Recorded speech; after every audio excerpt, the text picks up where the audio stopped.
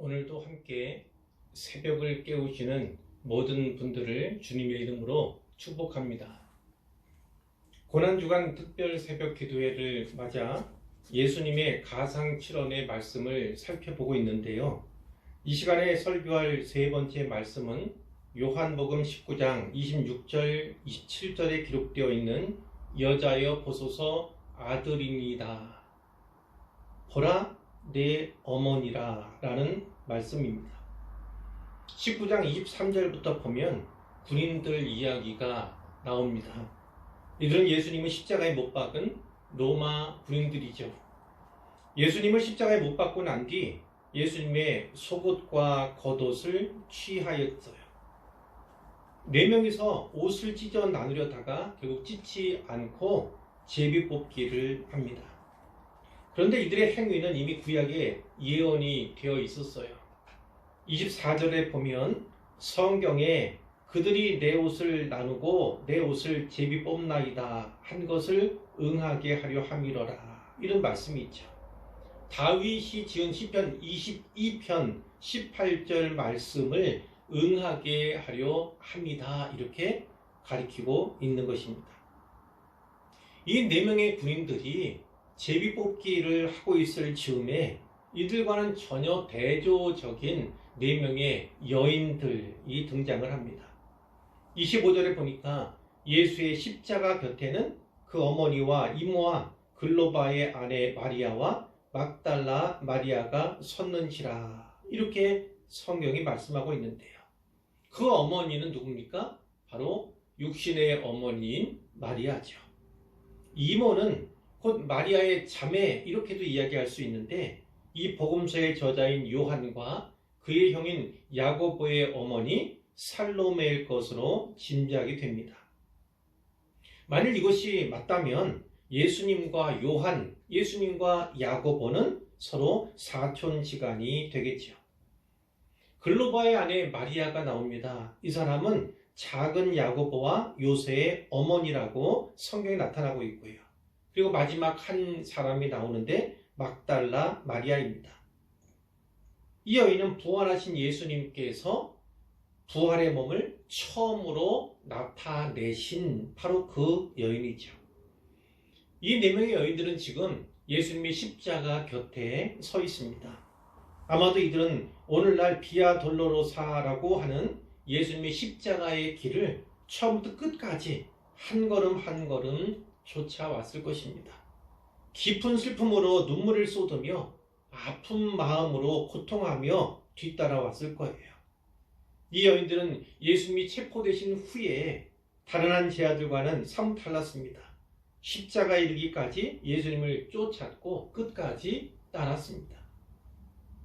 흔히 이렇게 말하곤 하죠. 자식이 먼저 죽으면 부모는 그 자식을 자기 가슴에 묻는다, 이렇게 이야기하곤 합니다. 예수님의 어머니 마리아가 바로 그런 경우지요. 아무 죄가 없음에도 불구하고 십자가에 못 박힌 채 고통하며 죽어가는 그 아들을 바라봐야 하는 어머니의 슬픔과 아픔을 생각해 보시기 바랍니다. 누가복음 2장에 시몬이라는 사람이 나오죠. 기억하시는지 모르겠어요. 예루살렘에 시몬이라는 사람이 있는데 이 사람은 의롭고 경건하며 이스라엘의 위로를 기다리는 자라, 이렇게 묘사가 되고 있고 주의 그리스도를 보기 전에는 죽지 아니하리라 라는 성령의 지시를 받은 사람으로도 기록이 되어 있어요. 그가 성령의 감동을 받아서 성전에 들어갔을 때 마침 주의 부모가 아기 예수님을 데리고 성전에 들어오고 있었던 겁니다. 시몬이 아기를 안으면서, 예수님을 안으면서 하나님을 찬송했어요. 그리고 그 부모에게 축복을 했죠. 또 어머니 마리아는 특별히 이런 예언을 했습니다. 보라, 이는 이스라엘 중 많은 사람을 패하거나 흥하게 하며 비방을 받는 표적이 되기 위하여 세움을 받았고 또 칼이 내 마음을 찌르듯 하리니, 이렇게. 이 시몬이 어떤 예언했습니까? 칼이 내 마음을 찌르듯 하리라. 마리아를 향해서 이렇게 예언을 한 것입니다. 바로 그 시몬이 말한 대로 시몬이 예언한 대로 마리아는 지금 이 순간 마음에 칼이 마음을 찌릿하는 그 심한 고통을 당하고 있었을 것입니다. 그런 어머니 마리아를 십자가 위에서 내려보시는 예수님의 마음은 또 어땠을까? 우리가 또 생각해 보게 되는데요. 26절의 말씀입니다. 예수께서 자기 어머니를 보셨습니다. 자기 어머니 마리아를 내려다 보셨어요.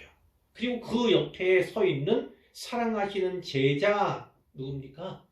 요한이 겸손하게 자기를 나타낸 거지요. 이 요한복음을 기록한 요한을 말합니다. 예수님의 제자 요한이 곁에 서 있는 것을 보셨어요. 그러면서 어머니에게 이렇게 얘기합니다. 여자여 보소서 아들입니다. 여자여 보소서 아들입니다. 요한이 아들입니다. 이렇게 얘기했다는 겁니다. 요한을 가리키면서 또 요한에게는 이렇게 말했습니다. 보라 네 어머니라. 마리아를 향해 네 어머니다. 이렇게 말씀하신 거죠. 그때부터 그 제자가 자기 집에 모시니라. 요한이 자기 집에 마리아를 모셨다. 이렇게 기록이 되어 있습니다. 이 세 번째 말씀은 아주 간단하지요. 내용도 배경도 간단한 그런 구절인데요. 이 말씀을 이제 묵상해 보도록 하겠습니다. 첫째로 볼 건 이겁니다. 예수님께서는 아들로서 끝까지 어머니를 책임지셨다는 것을 우리가 이 본문을 통해서 확인할 수 있어요. 10계명 가운데 제5계명이 무엇입니까? 내 부모를 공경하라. 이 말씀인데 예수님께서는 십자가에 달려서 못 박힌 채 고통당하면서까지 이 죽음을 목전에 둔 상황에도 불구하고 그 어머니를 걱정하셨고 또 부탁하셨고 책임지고 있음을 보게 되는 거예요. 아마도 마리아는 과부로서 오랜 세월을 지냈을 가능성이 큽니다. 예수님의 돌봄을 받아왔던 그 어머니예요. 근데 이 아들이 이제 죽지 않습니까? 세상을 뜨지 않습니까? 그러니까 그 아들 대신, 자기 대신에 요한으로 하여금 그 어머니를 어머니와 같이 돌봐라. 이런 명령 혹은 부탁을 하고 있는 것을 보게 되는 것이죠. 우리도 그래야 하지 않습니까? 특히 나이 같은 연로한 부모님이라면 끝까지 책임져야 하는 것이 마땅한 것입니다. 예수님의 형제들은 여럿이에요. 남자도 있고 또 여자들도 있지 않습니까? 그런데 예수님의 형제들은 그곳에 없었던 것 같아요. 성경이 기록하고 있지 않아요. 아마 아직도 이 순간까지도 예수님에 대해서 회의적이었지 않을까 이렇게 짐작할 수가 있어요. 그래서 이 십자가 진 형이나 또 오빠 뒤를 따르지 않고 아마도 집이나 머물러 있었을 것으로 우리가 생각을 할 수가 있어요. 그러니까 예수님께서 마리아 그 어머니를 돌보는 일을 누구에게요? 사촌입니다. 사촌이자 사랑하는 제자였던 요한에게 맡기고 있다. 부탁하고 있음을 우리가 볼 수가 있는 거예요.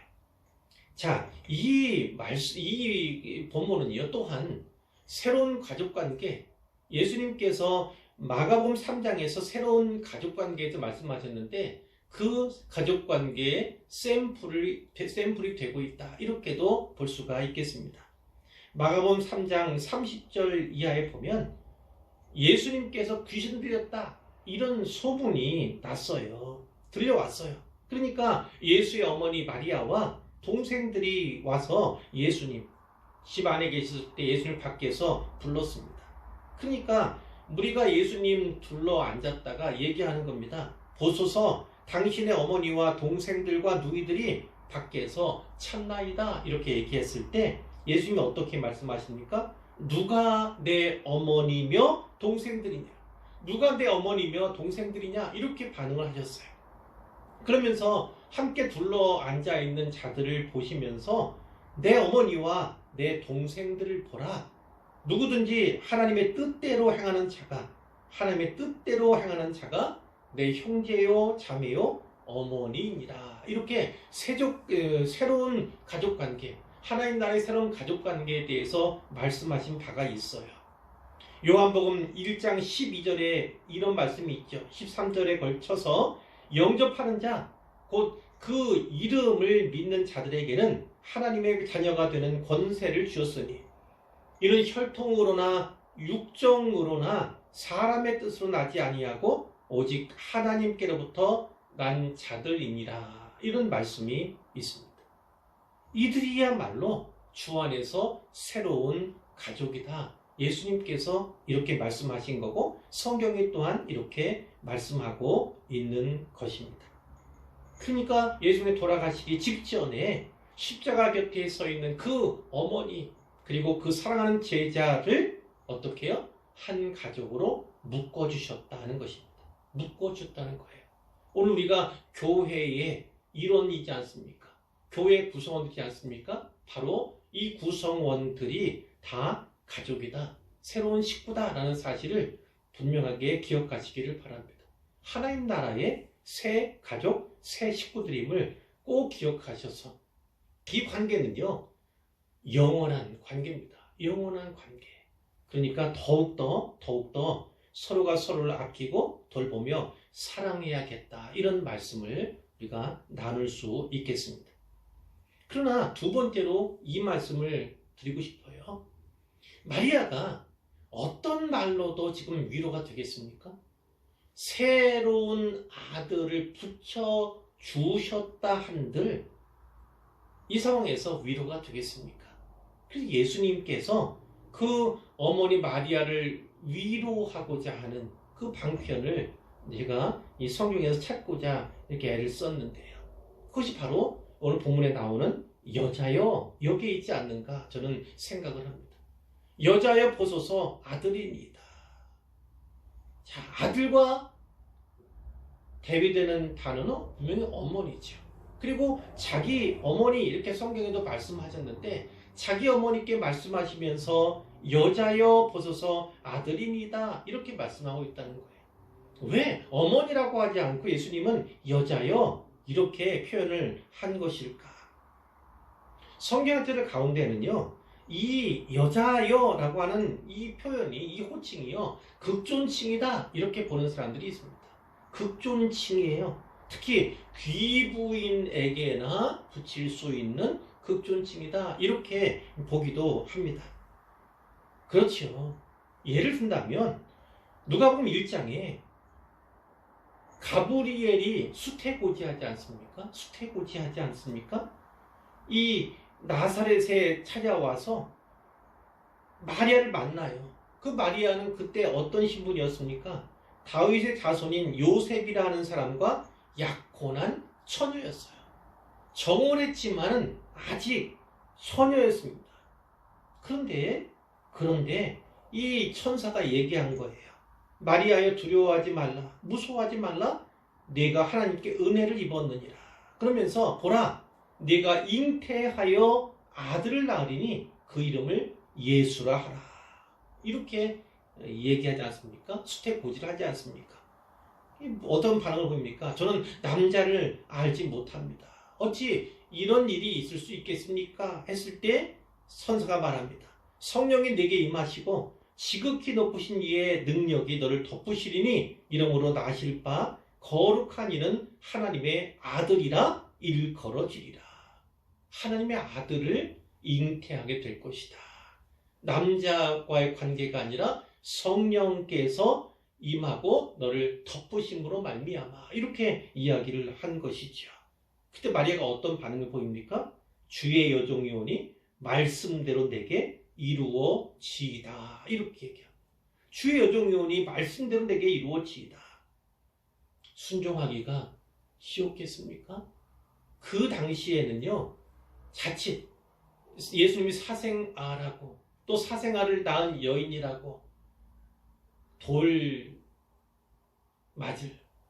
돌팔매질을 당할 목숨조차 위태로울 자칫 잘못하면 이 약혼 관계도 깨어지고 말 온갖 수치 모멸을 당해야 할 그런 가능성이 열려 있는 상황이에요.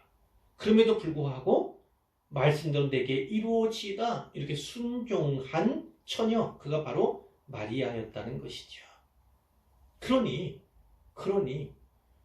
예수님께서 사람이 되셔서 성육신 하셔서 이 땅에 오셨는데 그 성육신에 또 길을 제공했던 또 여인이 바로 이 마리아이지 않습니까? 그러니 어찌 그 여인을 존귀한 여인이라고 이야기하지 않을 수 있겠습니까? 마땅히 높임을 받아야 하는 것이죠. 그런데 예수님께서는요, 또 단지 그 뜻으로만 하셨을까? 저는 성경에서 이것을 찾습니다. 누가복음 2장에 보니까 예수님께서 12살 때 있었던 일이 기록되어 있어요. 예수님이 식구들과 함께 이제 성전에 가셨어요. 예루살렘에 가셨는데 식구들은 다 일 보고 예배 드리고 돌아가는 거죠.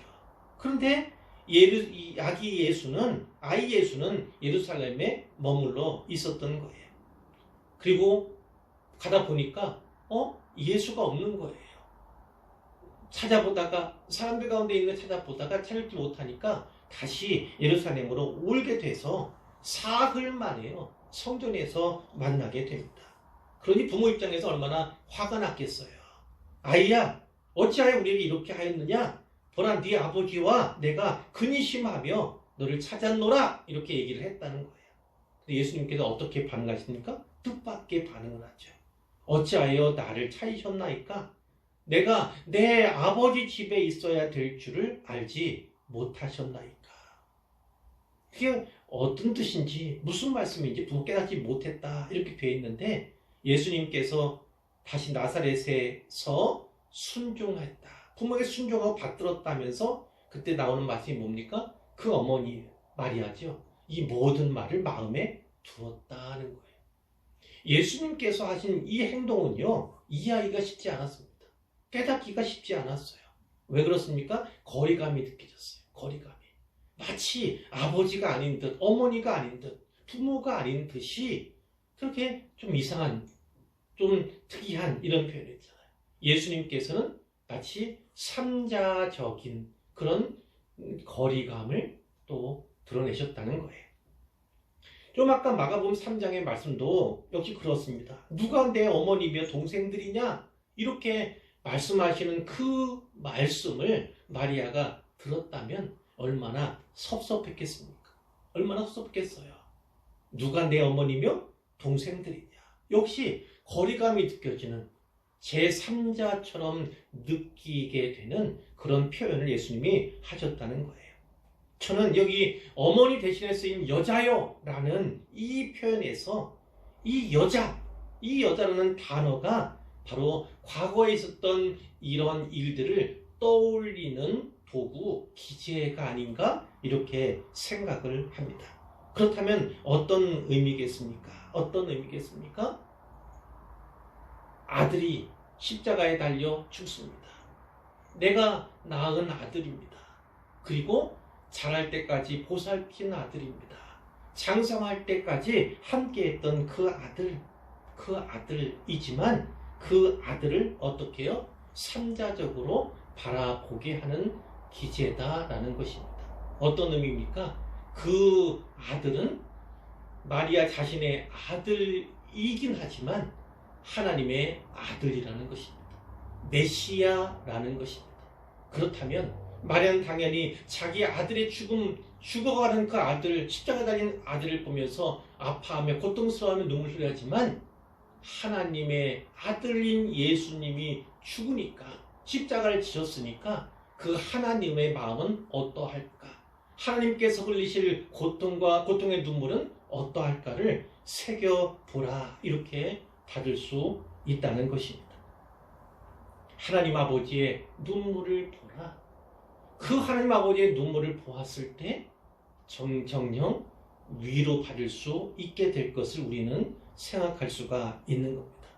당신의 아들일 뿐만 아니라 어머니의 아들일 뿐만 아니라 어머니의 아들이기에 앞서 하나님의 아들임을, 자신이 하나님의 아들임을 보라, 이렇게 요청하는 것으로 볼 수가 있는 것이죠. 그것이야말로 마리아를 위로하게 하는, 마리아의 마음에 위로를 주는 그런 메시지가 아니었을까. 그 여자애라고 하는 편에 그러한 예수님의 뜻이, 어머니를 위로하고자 하는 마음의 뜻이 담겨 있는 것은 아닐까 생각해 보게 됩니다. 마리아는 그 어떻게 되었을까요? 어디에 나오냐면 사도행전 1장 14절에 등장하는 것을 보게 됩니다. 어떠해요? 예수님께서 부활하시고 40일 동안 부활의 몸으로 많은 사람들을 만나 주시고 그리고 승천하셨습니다. 승천하시기 전에 어떤 말씀하셨죠? 기다리라고. 너희는 기다리라고. 예루살렘 떠나지 말고 기다리라고. 하늘에서 부어주시는, 또 오실 분을 기다리라고. 누구십니까? 성령님을 기다리라고. 그 성령님을, 오실 성령님을 기다리기 위해서 그들이 기도하는 거예요. 기도. 그 가운데 누가 있었습니까? 사도 한 사람 한 사람이 거명되고, 그 후에 사도행전 1장 14절에 보면 여자들과 그리고 예수의 어머니 마리아와 예수의 아우들과 더불어 마음을 같이하여 오로지 기도에 힘쓰더라라는 그런 말씀이 있습니다. 아들의 부활을 보았어요. 그러나 더 중요한 것은 그분이야말로 자기 아들에게 앞서 하나님의 아들, 하나님의 메시아였음을 그가 알게 되는 것이고, 이 예수님께서 말씀하신 대로, 기다리라고 말씀하신 대로 함께 기다리며 기도하며 기다리는 그 무리 가운데 있음을 우리가 보게 되는 것입니다. 이로 인해서 마리아가 받았을 위로, 그 위로가 진짜 값진 위로임을 우리가 보게 되는 것이고요. 단지 아들을 잃은 어머니로서가 아니라 하나님의 아들로서 그분을 바라보고 그 아들을 잃은 아버지 하나님의 눈물을 보는 것으로서 자기의 마음을 다스리고 위로받을 수 있었던 그 어머니를 우리가 보게 된다. 이렇게 오늘 결론으로 말씀을 드릴 수가 있겠습니다. 오늘 이 말씀을 또 사모하며 묵상하는 하루가 되기를 축복합니다.